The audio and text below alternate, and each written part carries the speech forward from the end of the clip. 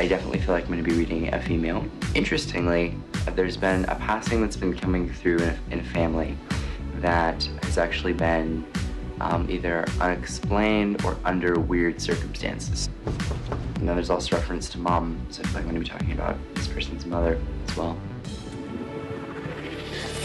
Hi, Tyler. Great to meet you. I'm Carmen Electra. Oh, great to meet you. Tyler might recognize me through Baywatch, MTV, or more currently, hosting a show on WeTV. Come with me. Absolutely. So I know the name Carmen Electra. I know that she's a model, and that's the extent of what I knew about her. I've become a huge fan of yours. Oh, I'm so thankful. Thanks for watching.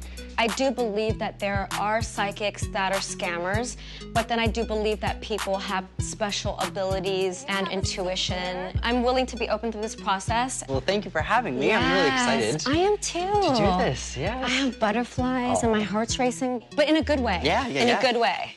You know, the general premise behind what I do is that I work as a clairvoyant, so I see information. But it's really just my process of basically sitting down, concentrating, connecting, and then just delivering specific pieces of information and try to bring through as many people as I can. Yes. So now, generally I hold on to an object. So which one would you like to have me hold on to Well, first? I actually have 2 photos. Great.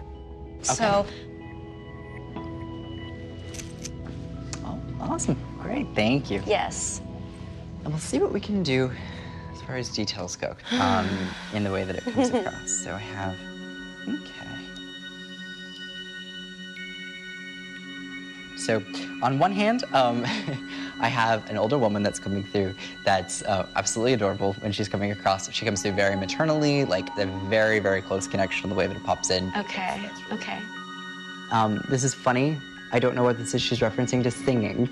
That's my mom. Really? She was a singer. Was she? Wow. Yeah, that's how my mom and dad met. She's just so sweet, is really the only way I can put it. She is acknowledging that a ring was lost that was hers.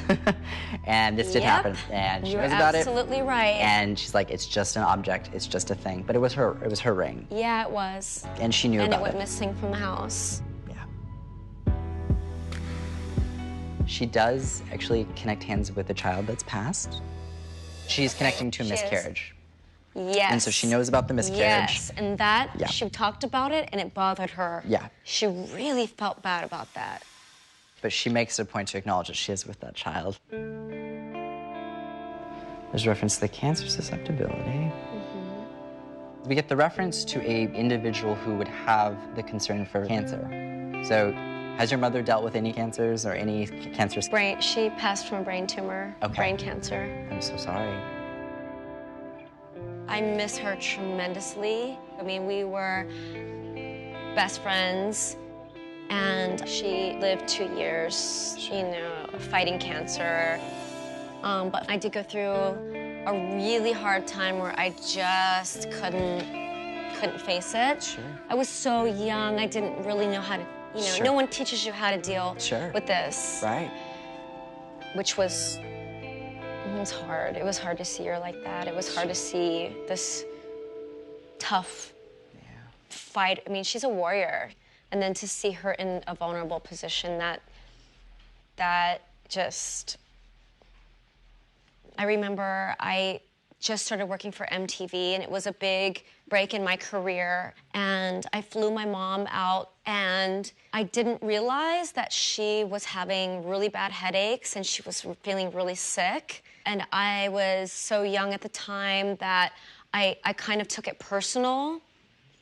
And I remember bringing her to set, and I wanted her to be happy and, you know, say so much, but she just wanted to go back and get in the bed.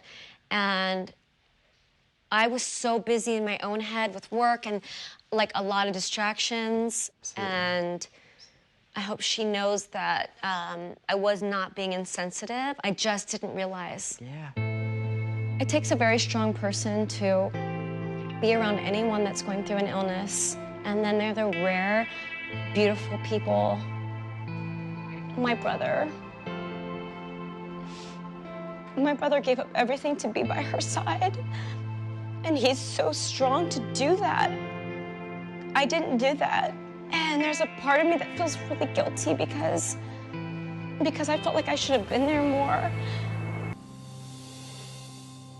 Mom is acknowledging very clearly, she references to the last 6 months of her life, okay?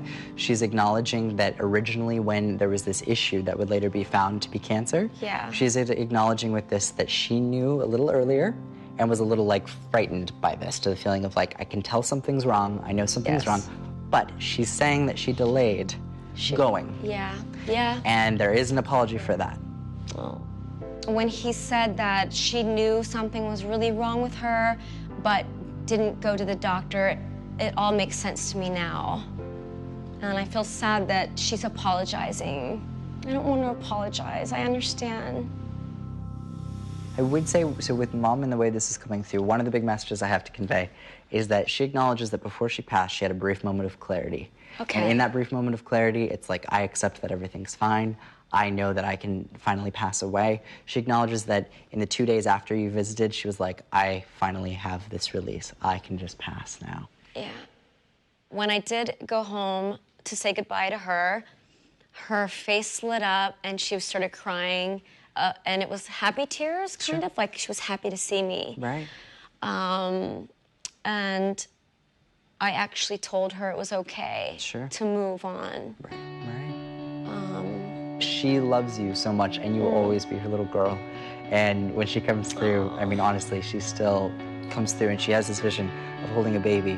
But it's not the baby, she's just on the other side. It's you. And when she comes through, that is the memory that she'll love forever, and that is always how she'll see you. So I hope you know that. That makes me feel better. I just need to know. I feel changed by Tyler's reading today because I don't need to carry around a ton of guilt and weight on my shoulders about my mom's passing. I handled it the only way I knew how, and now I know that she understands that, and that was a very key message to me. Interesting. Okay. I have another woman that's coming through who's acknowledging, like, no, I didn't live even remotely close to a full life. And that's the one that I'm really kind of interested in because this person's showing me a big red flag. That always indicates this is me, this is me, this is me. Like, I have a big message to deliver. I'm curious. Okay? Okay. We're gonna talk about some things. There's actually a lot kind of coming through with this one. Oh God, there's like a bunch of ones. I'm so sorry, give me one sec. That, I'm like, the way this is being conveyed is I have this younger individual that would be like a sibling. This person died way too soon because of the amount of life that they had. But the way that this is coming across is that I feel I have to call this an incident or an event. I feel like you're touching on something, the most important thing. Reason that I'm here. From her perspective, I feel completely fine. She's acknowledging that after she died, she's referencing to conflict in the way that this comes across. Like, there was some hardcore negativity after I died. And from her perspective, there's still a lack of a release because of this. That makes a lot of sense. That's probably my sister, Debbie. She passed away when she was 40 years old. There's always been a mystery of her death. I think anytime someone dies young, you just wonder. You wonder what happened, what could have gone wrong. And for me, I haven't been able to understand it. To a lot of people, it's very mysterious. I've talked it out, I've asked a lot of questions. And I get a lot of different answers, and... I don't know why she's emphasizing a public place. Yeah, she did pass at a pretty public place. Yeah, you're right. There's a lake that they would go camping at all the time. And she ended up passing there. She's acknowledging she was not conscious when she passed, which I'll say, but this comes through as an accident. It does. It does, but an accident with non-natural elements to it. I'm really very, very, very curious about this. I remember thinking that it was a heart attack, then I heard that it was a spider bite, then I heard she had asthma. You know, I think that's just one of those situations because she didn't know how she passed. So there's what is she gonna say? You know what I mean? That's kind of the thing. From her perspective, she just went to sleep. Passings that occur under unexplainable circumstances or where there's an air of mystery can be really difficult for families to have a sense of closure about. In reality, on the other side, people acknowledge less of a significance on their final moments and put more of an emphasis on their life. So on their end, they're generally at peace and have closure, even when they don't completely understand what happened to them. The frustration for my sister is what tears me apart. Yeah. That's what I cry about. Sure. It's like when someone passes, it's normal to go through a period, I think, of like, you know, high intense emotions, but she's like saying, no, this has been going on since I passed away. There's just a frustration with it to the point where it's like, I want it to get dropped. I don't want people to worry about it. Like, for her, she doesn't want her entire life being equated to that mystery of her death.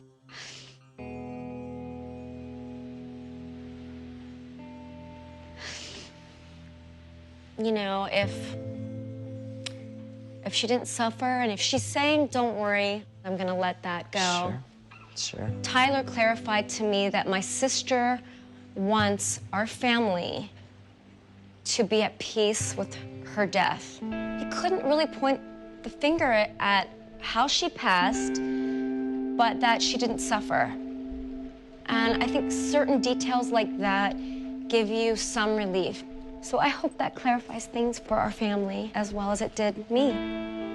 I don't need to do anything right now. I feel at peace. She's very direct Yeah. and very clear with how much she loves you. Please know that. I love her too. Absolutely. I want to thank you so much from the bottom of my heart.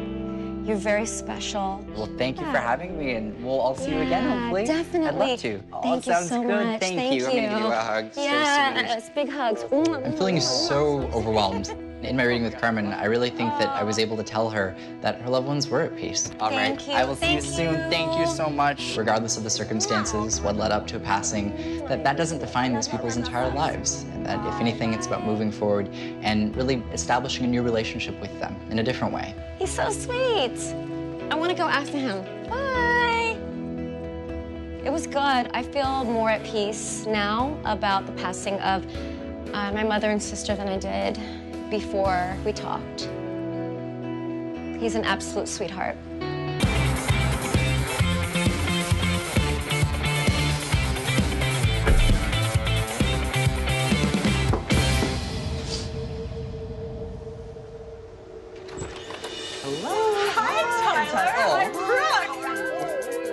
My name is Brooke Burns. I'm pretty sure Tyler's not gonna recognize me. I think he's too young to remember me from Baywatch. Unless he's watching Hallmark Christmas movies with his mom, he may not know who I am.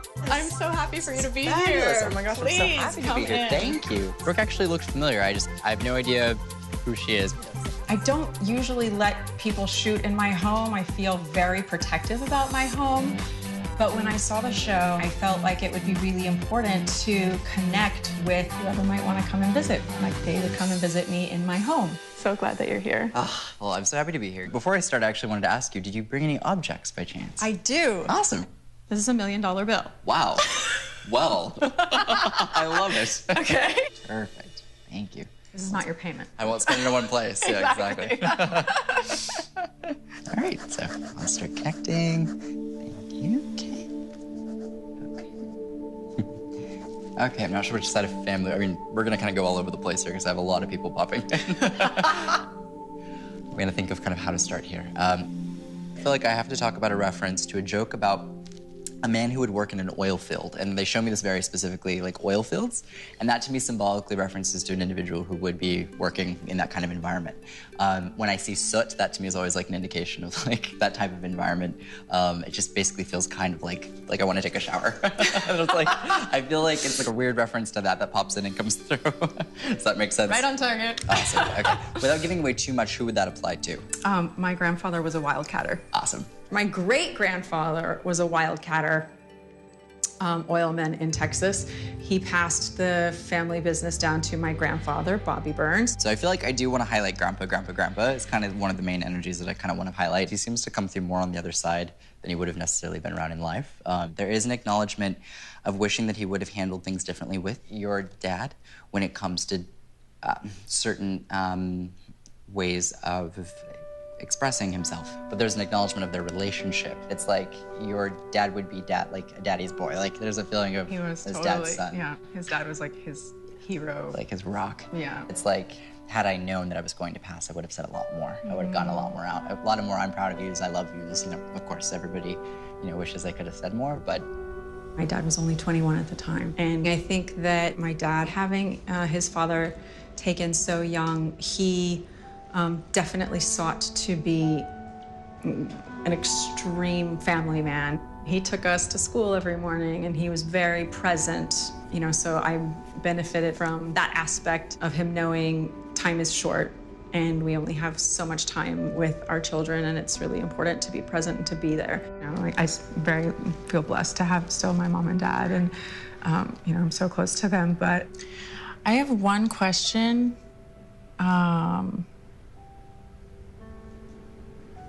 This is, I guess, kind of more for my father, with his parents. Right. They died very tragically. I can give you a picture. Sure.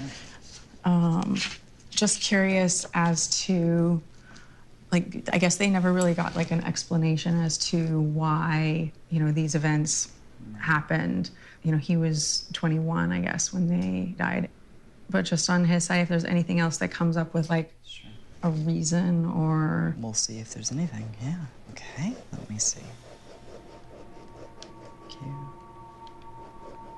What is this? The only impression that they're having me convey is an acknowledgement of there being questions about, when it comes to the circumstances of how this went, if, oh God, how do I put this? It's like really rough to convey, but there's this placement of responsibility. One person wasn't involved in the other person passing. The exact symbol is kind of a reference to another reading that I gave where, unfortunately, like a man contributed to his passing and his wife's passing, and it's kind of that type of a feeling. But that's incredibly hard to relay and to get into, you know, because it's so sensitive. But does that make sense? Yeah, in reverse. Yeah, but okay. Not his choice, her choice. Her choice, yeah. My grandfather taught her how to use a gun, and she ended up shooting him and then shooting herself. My dad was 21. He had just been home to visit them, actually, for Father's Day, and had a beautiful time together. And then he was in law school. He and my mom were at SMU together.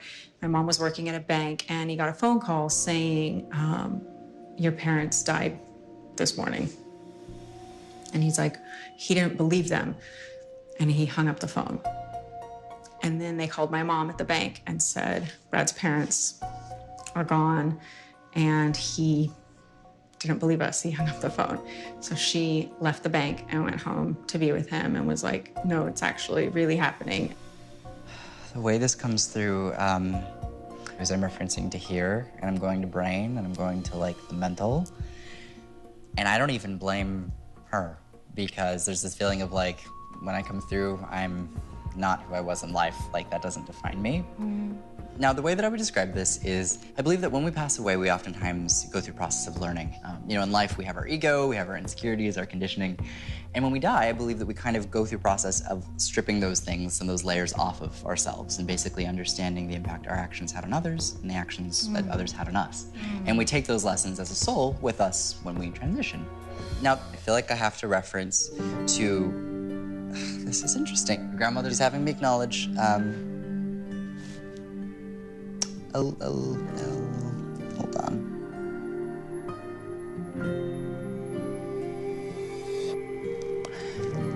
Who would have the Elizabeth connection?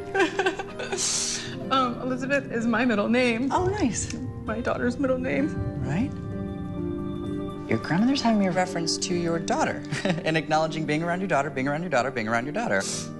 But please know, you know, those issues that she dealt with in life, she ultimately was free of in passing, but there is this acknowledgement of her ultimately kind of becoming progressively mentally unstable and paranoid as well. But please note, the acknowledgement is basically therapies. This is my dad's mom and dad. This is Bobby Burns and Abigail. Oh. Abigail Hamilton Burns.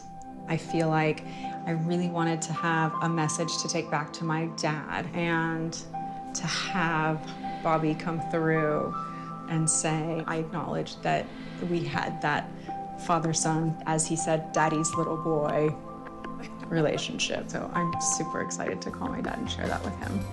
This is kind of weird. Was there. Everyone's coming in at once to deliver this message. But they're aware of what's coming through as like what I would consider a near-death experience. Like a total shock, a feeling of like, but it's not vehicular. I'm gonna figure this one out. Just give me 1 sec to. Like all I can really say, you have a susceptibility to a back issue that I need to bring up. That'd be good to keep in mind, but I don't have a symbol in my plethora for what this is. Do you want me to say what it is? Sure. I broke my neck diving into my swimming pool, and I had a out-of-body experience. Wow. But it's interesting that they are acknowledging that. That feels good.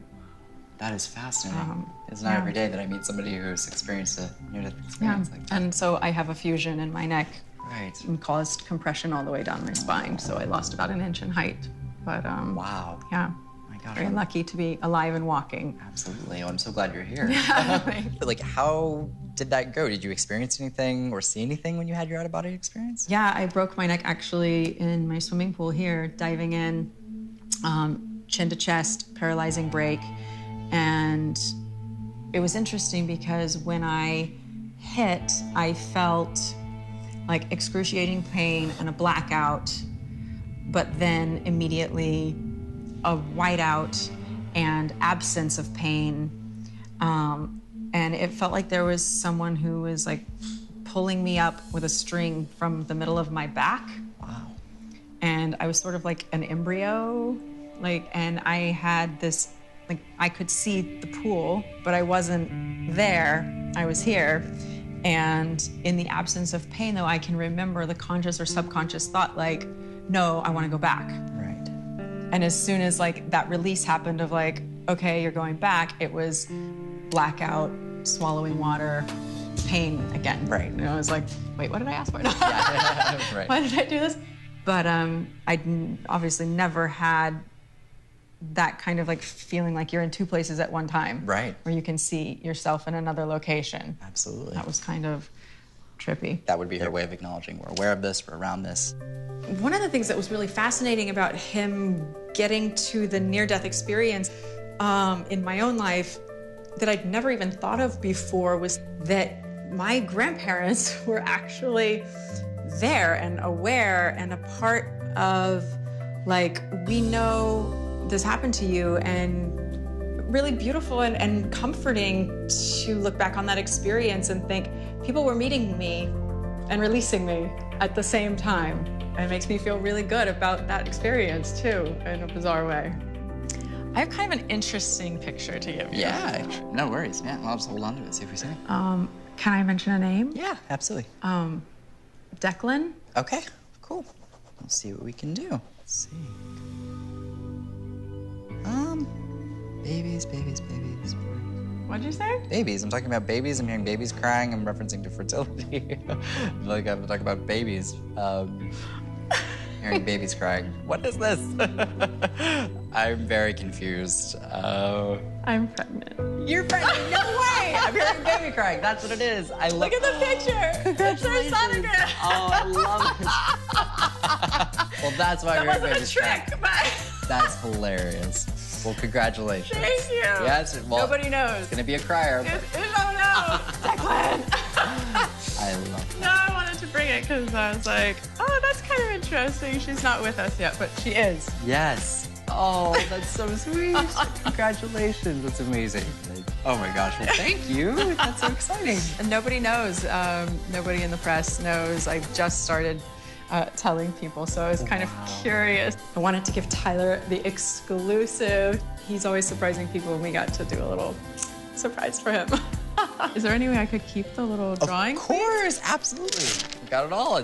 We might help on the presentation, but... Oh my gosh. That reminds me of our family. Total chaos. Thank you so much. You were so sweet. It was so amazing. Definitely came in as a believer, but having some unanswered questions in my own life and in my family's lives. And I'm just so happy to know that I have some clarity and some peace on those exact subjects. And we really covered it all.